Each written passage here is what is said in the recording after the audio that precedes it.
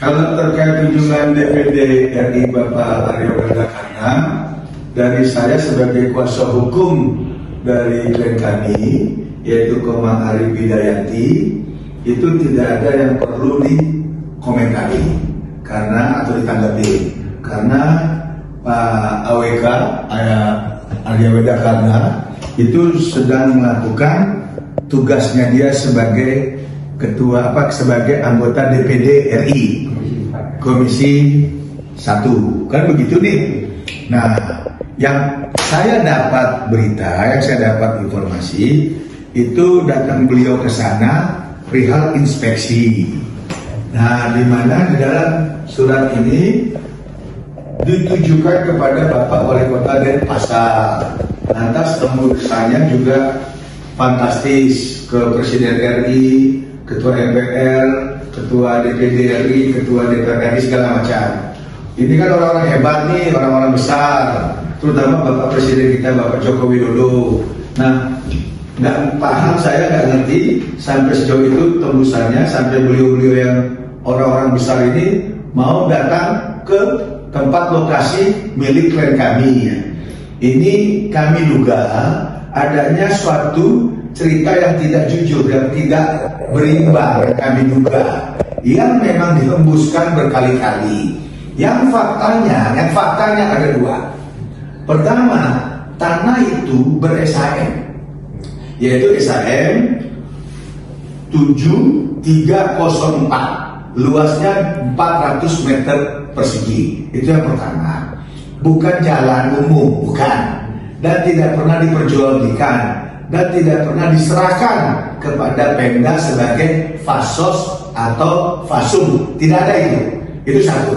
Dan yang kedua, peristiwa yang benar adalah pihak pengembang sendiri yang diduga bernama Gusti Mande Aryawan SE, yang bernama ini diduga ini telah membuat laporan ke pihak polisi, yaitu ke Polresta Denpasar dengan nomor LP 1232. Nah, kalau menurut hemat saya, karena kami ini sebagai kuasa hukum, kami menghormati dua peristiwa ini. Pertama, kami yakin itu milik klien kami.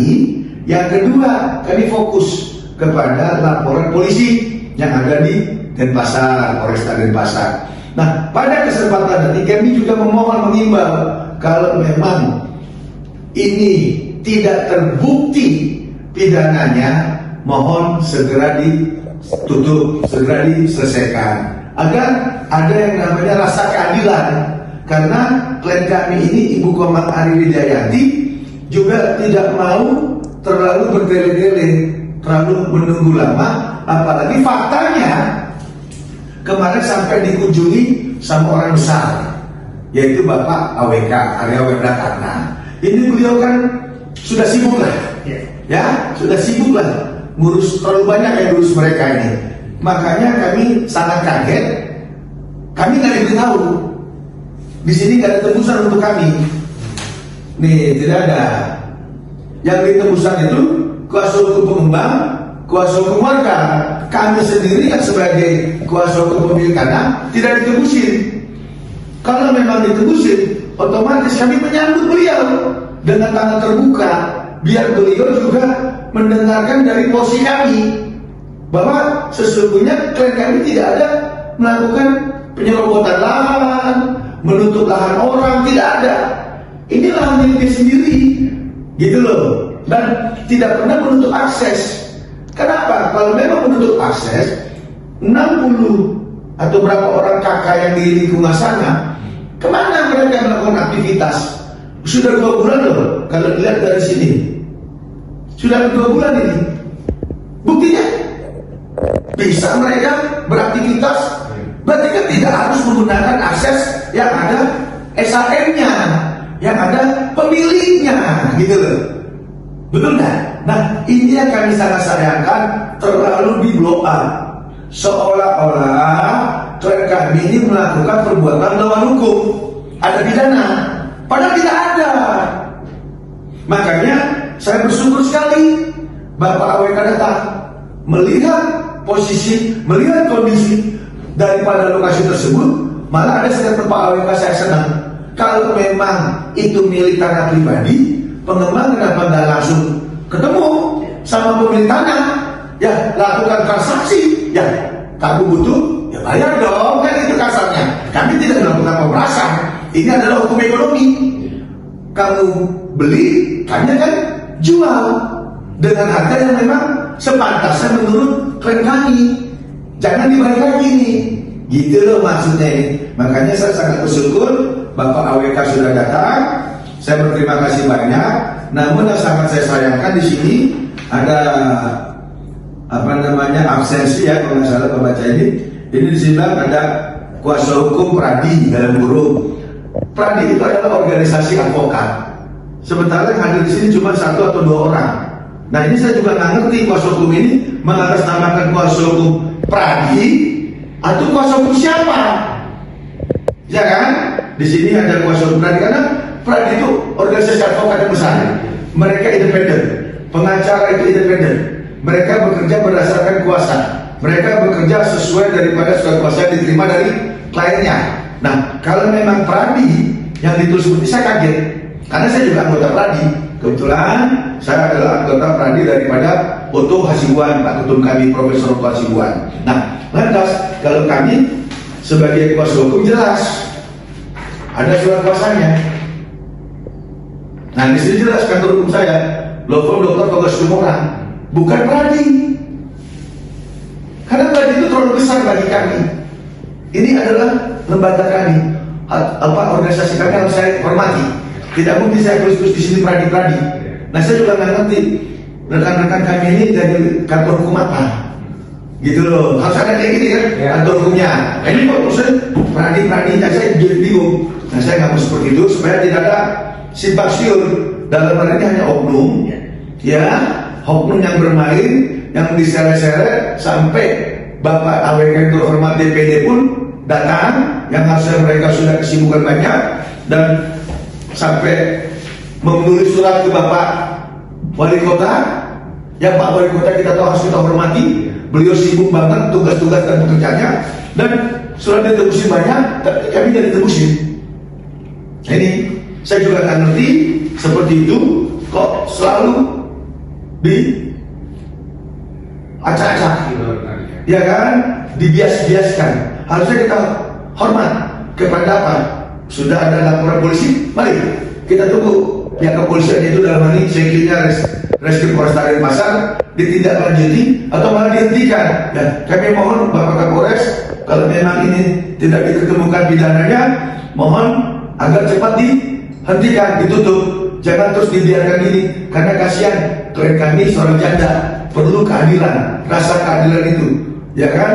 Jangan hanya kepastian aja, tapi rasa keadilan, karena dia juga anak manusia, warga negara Indonesia juga, hak asasinya ada dan dilindungi oleh undang-undang. Nah, ini yang kita mau. Jadi saya tidak kasih tanggapan, cuma saya klarifikasi terkait keberadaan tanah tersebut. Tanah itu adalah milik klien kami yang diperoleh dari suaminya yang telah meninggal. Jadi kalau dibawa pernyataan-pernyataan yang katanya itu tidak benar, karena ini jelas ada sertifikatnya. Dan pernyataan itu tidak masuk ke dalam sertifikat klien kami yang nomor 7304, tidak ada itu. Itu pernyataan yang dibuat oleh almarhum suaminya yang sudah meninggal. Dan kalau merasa nggak puas, tuntut aja yang orang sudah meninggal, ya kan? Jangan klien kami yang hidup bersama warisnya yang terlalu dirongrong. Itu mau kita. Ada lagi pertanyaan? Selain jalan itu ada nanti jalan? Setahu saya ada jalan Merpati atau jalan apa itu? Ada nanti itu? Ada jalan Merpati, jalan apa itu ada juga. Itu yang kita nggak ngerti maksud orang tersebut, dan pengembang ini saya juga nggak ngerti.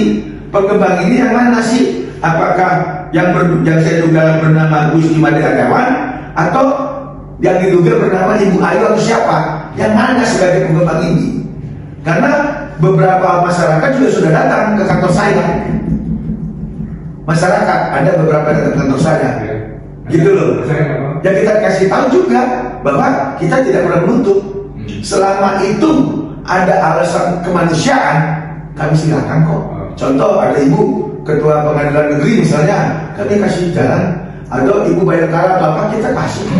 Tidak ada, selama itu ada kemanusiaan.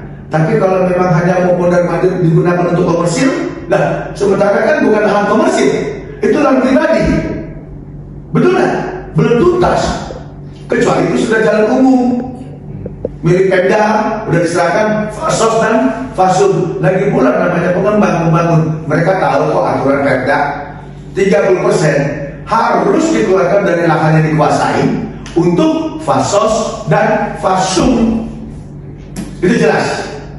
Jadi jangan terlalu melebar kemana-mana. Ini bapak-bapak yang terhormat, aduh, Bapak Presiden jadi terima tebusannya, Bapak Arwenda Karna, Bapak siapa lagi nih? Terlalu banyak disebut, Bapak Kapolri lagi. Janganlah. Ini hanya masalah kecil, urusan 400 meter. Kalau kamu mau pakai, mau gunakan ini, mari duduk. Wani biru, kan begitu. Jual, beli, jangan dibawa sana sini, gitu loh. Dan saya juga merasa tidak nyaman kalau seperti ini. Nanti saya buka bagaimana kelakuan oknum-oknum yang diduga pengacara yang berkali-kali telepon saya dengan menawarkan mengiming-imingkan hal-hal yang aneh, gitu loh. Jadilah officium nobile, jadilah penegak keadilan yang benar, menggunakan hati nurani.